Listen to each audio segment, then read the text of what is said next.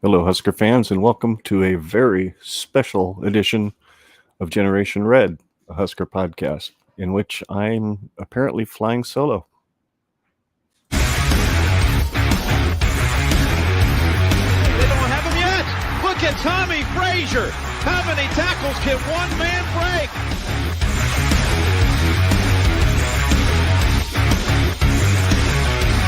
Cross to the middle. Juggle. Diving touchdown, Nebraska.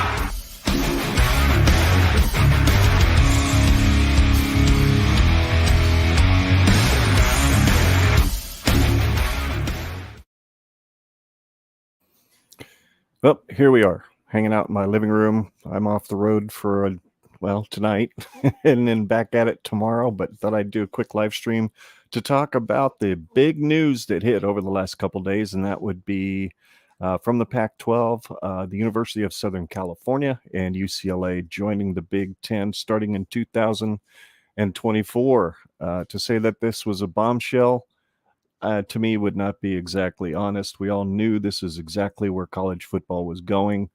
The Super Conference is now upon us. The slow but painful death of college football, as those of us in my age bracket knew it to be, is accelerating rapidly. And while I don't really, truly like it all that much, I understand it. I understand with the advent of the transfer portal, with the beginning of NIL and all those things that have basically dismantled the amateurism that is what marked college football and is basically now transforming it into, well, what else can we call it except a semi-pro league that is meant to feed the NFL with its players and pay them along the way. So it is what it is. We're going where we're going. I'm not a huge fan of it, but as a Husker fan, hey, I wouldn't mind going to California once in a while to watch the team play. Or wait a minute. No, that means I would go to California. Nah, scratch that. Not happening. But it'd be pretty cool to see USC and UCLA show up in Husker land, probably once a year. I mean, what do you guys think? I am not exactly sure what this is going to look like. How many more teams will the Big Ten add to their slate? Are we going to stop at 16 here? Because the SEC seems to be in a holding pattern with 16 teams of their own, but you can't tell me that they're not getting some phone calls from the likes of Clemson, Florida State, or Miami, even about adding 3, maybe 4 more teams to the vaunted SEC. And then what else is the Big Ten going to do at that point, right? You've got to get Notre Dame in the fold. You can't let the ACC have them, or God forbid the SEC have Notre Dame. They really need to be in with us. And then who else after that? You know, we've heard talk of Washington. We've heard talk of possibly even Oregon. While I like those two because, well, Washington really isn't Washington these days, and Oregon is, well, it's started playing a little bit more of a Big Ten brand of football over the last couple of years with Mario Cristobal, who's now departed for Coral Gables and that wonderful Miami cocaine program. So where do we go from here? That's really the question. Are we going to stick at 16? Are we going to have a pod system where there's 4 teams in a pod and there's 4 pods and the pods all play each other every year, and then we rotate teams out of the other pods into play every year? And does this mean that UCLA and USC are going to have to do the exact same thing that Nebraska had to do in its first 11 years in the conference, which was play Ohio State for 8 of those 11 years? Seems only fair that anybody who comes into the conference, you know, another storied program, perhaps like a UCLA or USC, because, you know, the excuse we heard was, well, Nebraska brings eyeballs to the table. Nebraska also travels well. So there was a lot of red in those stands in Columbus that weren't of the Ohio State ilk. So, yeah, we had to play them 8 times in 11 years. 8. Nobody else had to play Ohio State 8 times in the last 11 years, except for the teams on their side of the conference. So it would seem to be only fair that Ohio State would have to fly out to USC or UCLA at least 4 times in the first 11 years that they play in the conference, right? Wouldn't that make sense? I mean, it's only fair. But who knows? We don't know what's going to happen. What I do know for sure is indeed the demise of what we knew as college football growing up. For most of us that love this team, it will be no more. It's going the way of the dodo, if you will. And eventually, what we enjoyed as the pageantry of college football will become, well, all about the dollars. And we knew it was going that way years ago when the BCS showed up, when ESPN basically bought the rights to just about everything that was good about college football. And the monopoly known as Disney, Time Warner, or whatever that conglomeration is that now owns ESPN and ABC and all that stuff. We knew the money was going to start doing the talking a lot more so than the tradition and the pageantry and the school spirit, quite frankly, that surrounded college football. And to me, that's a shame. Looks like we have one person. For those of you who are listening to this podcast after the day that it broadcasted live on YouTube, I do have a viewer. One. I wonder if that viewer has any comments. I would certainly be glad to talk with you about anything that you've got, any comments that you might have at all about this move of UCLA and USC. If you happen to be a UCLA or a USC fan, welcome to the Big Ten. And enjoy those $100+ million TV revenue checks that will soon be hitting your school's bank account once you guys become full-fledged members, which, by the way, hopefully they treat you the exact same way they treated us. And that is make us wait like 5 years before we actually got the full TV revenue checks, because heaven forbid there be, I don't know, competitive balance. I don't know. Maybe I'm being a little cynical. In fact, I know I'm being a little cynical because I absolutely love college football. And in many ways, I hate what college football has become in especially the last 8 to 10 years. And no, in case the person watching happens to be a fan of a school from a certain conference down south, no, this isn't SEC jealousy or SEC envy or any of that stuff. I could care less that the SEC has been the dominant brand in college football. I mean, when you've got the ESPN backing, of course you're going to be dominant, or at least perceived as such. But college football is not college football anymore, except for the teams that aren't going to be invited to the big dance. And I have a feeling there's going to be a lot of them. In fact, I think there's going to be some teams that are in the quote unquote big dance now that may end up getting kicked to the curb. The Rutgers of the world. Well, maybe not. There is that New York TV market that they told us was the big reason why the Big Ten brought Rutgers on board. There's also the Syracuse market that you're hearing a little bit of. Well, at least I heard it on a podcast anyway, that one person was opining that perhaps Syracuse wouldn't be a bad move because a lot of the people in working at sports TV networks came from Syracuse. So why wouldn't you want to cozy up to those guys? But is there a competitive reason to do that? I can see Notre Dame. Heck, I can see Washington and Oregon making a good fit. But who would be that fourth team to get the Big Ten to 20? Who would be that fourth team? Maybe I should throw something out there. How about, I know you're going to laugh. You ready? Kansas. Right? Why not Kansas? Here's why. Here's why I think it's a good fit. The Big Ten is arguably the best basketball conference in the country, except for maybe the ACC, the Duke, North Carolina thing. But team for team, pound for pound, the Big Ten is pretty good in basketball, and it would be a natural fit for Kansas geographically to join the Big Ten, as well as bring their basketball brand to an already well-established Big Ten brand. And Lance Leipold is a good football coach. I mean, hey, he beat Casey Thompson in Texas last year after Casey threw, 6 touchdowns and ran for 2 more, or something crazy like that. So you never know. Maybe a Kansas would fit. Notre Dame fits. Washington, Oregon, okay. Yeah, I wouldn't mind playing those guys every year, but man, the Big Ten goes to 20 teams and it splits into 5-team pods. Who's going to be in with Nebraska?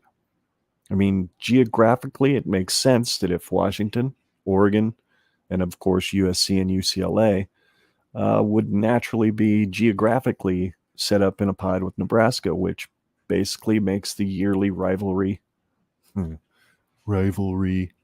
with Iowa go away. And quite frankly, that'd piss me off. We need to beat those guys. So I don't want that to happen. But could you imagine a pod where Nebraska plays Washington, Oregon, UCLA, and USC every single season? Might make for some good football.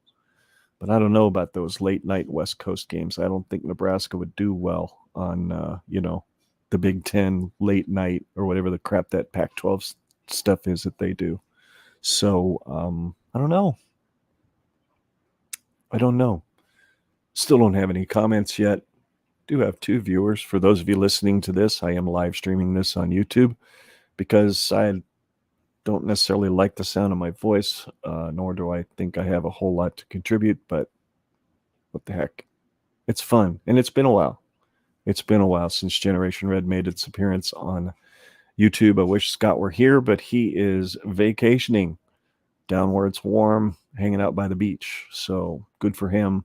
Hope he's enjoying his time away. And anyway,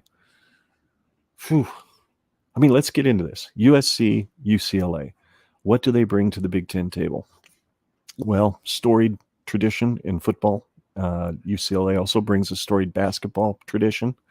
And John Wooden and those championships back in the 60s and 70s.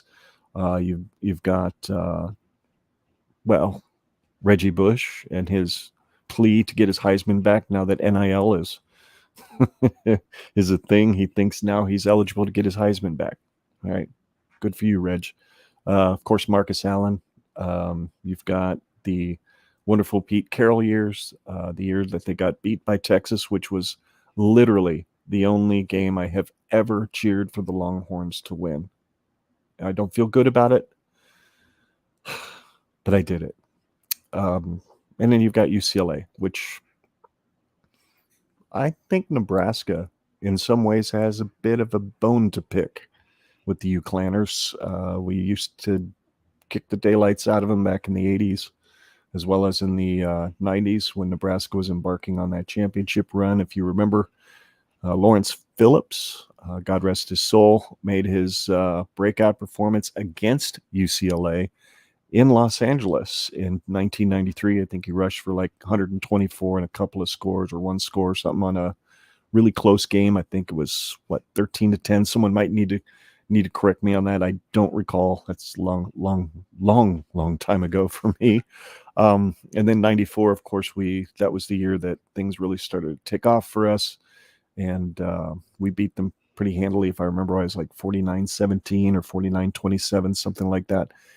And if I remember right, it was also the game where Tommy started to feel a little twinge in his calf. And then it was the next week when we played Pacific that the injury, the blood clot injury, obviously surfaced. So there's some history there. And then, of course, the games we played during the Pelini years in which we completely gacked away a game at home in Memorial Stadium after jumping out to like a 17 or a 20-0 lead, which unfortunately was the very first game my co-host and oldest son, Scott, got to attend in Memorial Stadium. So what a bummer.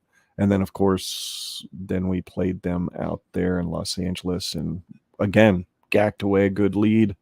I think Taylor Martinez ran 100 and some odd yards for a touchdown on a broken play. Maybe it was I don't remember if it was a called pass, and he scrambled out, or if it was a zone read or something. But that was pretty cool. There was so what do they bring? What does UCLA and USC bring besides the tradition, besides the storied backgrounds that they both have in football and basketball? I would say they bring a great name. In many ways, I think this is a better move for the Big Ten than Texas and Oklahoma were for the SEC, except for the SEC getting at least one team that most every one of those teams in that conference is going to be able to beat up on, and that being Texas, because let's face it, their boosters aren't exactly patient with coaches, and I'm not exactly sure if Sarkisian's the answer there. So I'm sure they're going to be searching for the next coach that they can drop $10 million a year on that's not named Nick Saban, because I doubt he ever leaves Alabama except either with a really generous retirement package or after giving himself a heart attack on the sideline with the way he acts sometimes during games. But be interesting to see how that all shakes out as far as, is this a better move for the Big Ten to get these two guys? I think it is. I think USC is going to be good sooner rather than later, though. I was talking about this with my wife earlier today. Isn't it funny that in many ways it looks like Lincoln Riley bolted the hell out of Soonerland as quickly as he possibly could, because supposedly he didn't have much of a say-so when it came to Oklahoma moving to the SEC in the first place. And there's a lot of things floating around that said he didn't really want to have to play an SEC schedule every year. So what's he do? Takes the money, takes the two houses, takes off for LA, sunshine, funshine, and a whole lot of sand, right?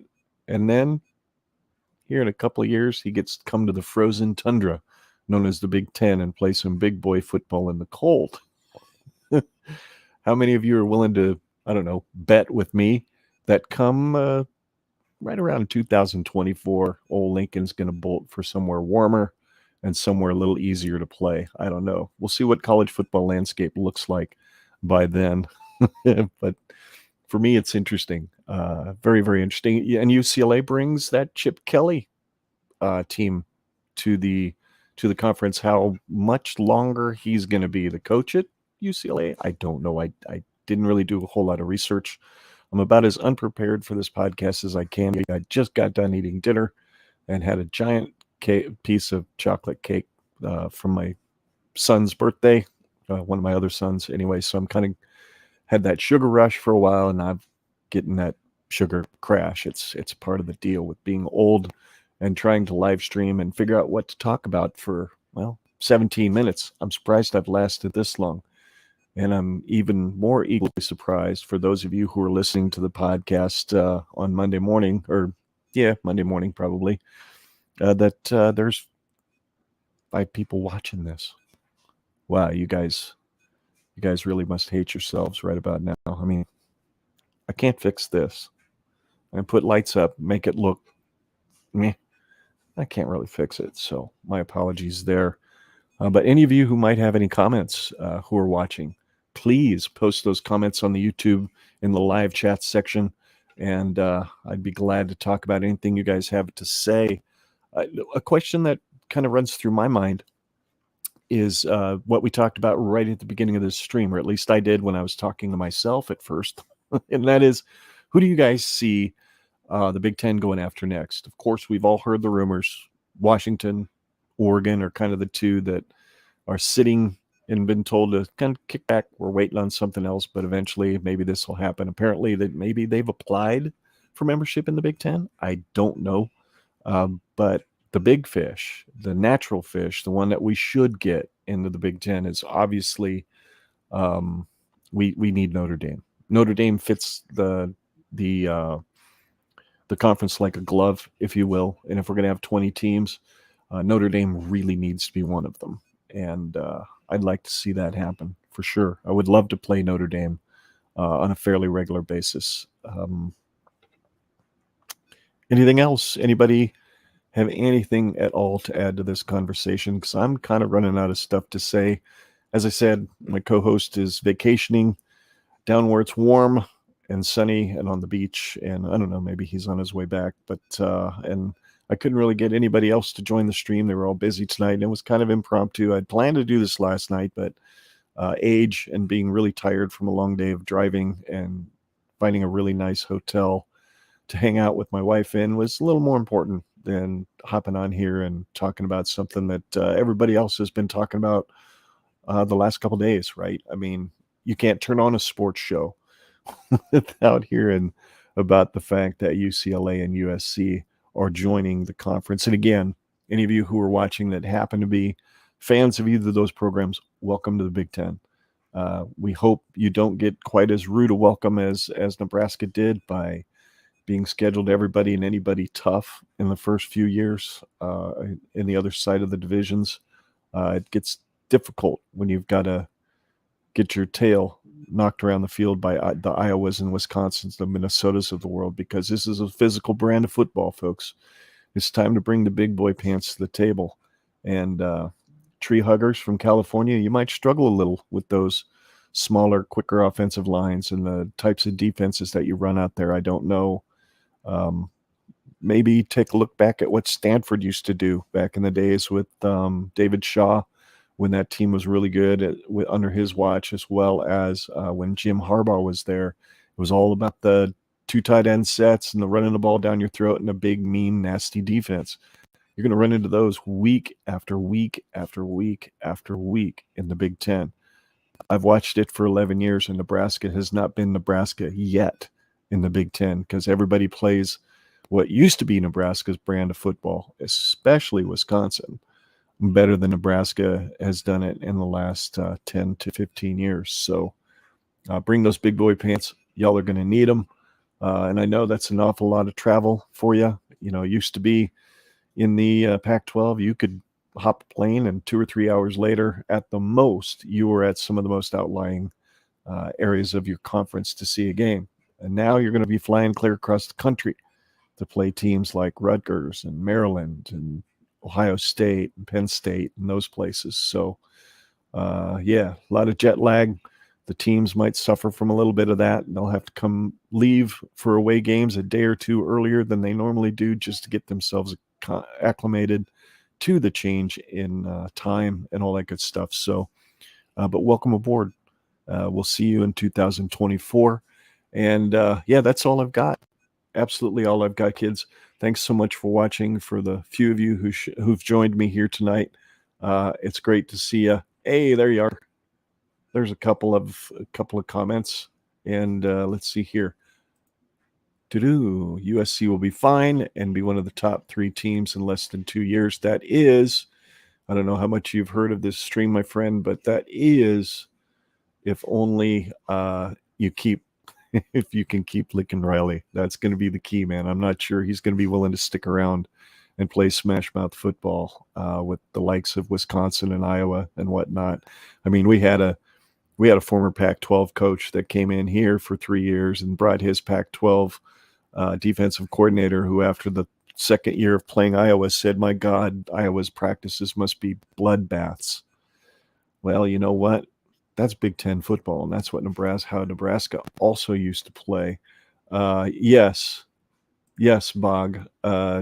You are the only one on this chat who isn't related to this guy. Yeah. I'm literally the only one who's related to me here. So, speed kills. I agree. So does big speed, and there's a lot of that in the Big Ten. It's not exactly a lumbering bunch of ogres that just kind of meander around the field and hit something once in a while. These are some big, fast dudes. There's a reason that the bulk of defensive linemen these days in the NFL, a lot of them come from the Big Ten. So there's plenty of speed out here too, my friends. So it will be fun to see what USC does bring to the table.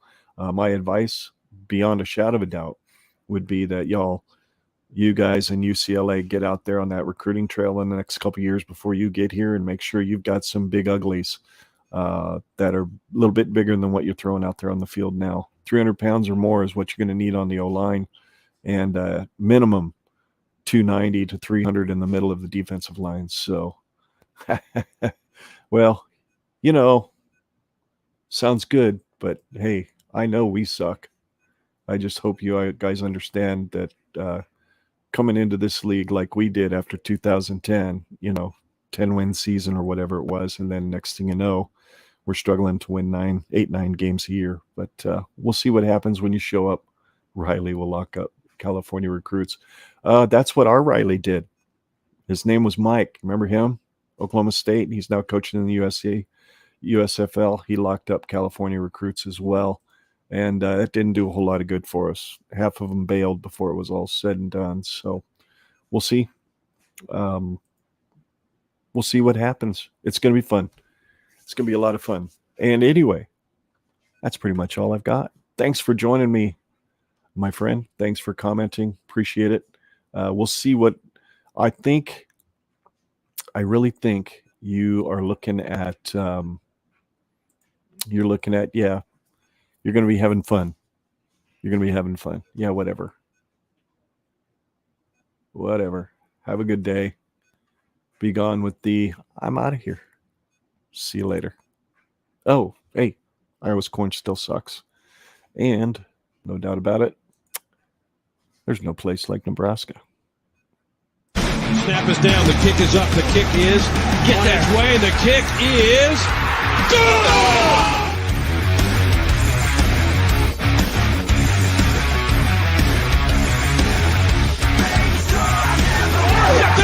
Sue to the 20, 15, Hawkins traps him, knocks him, touchdown Sue!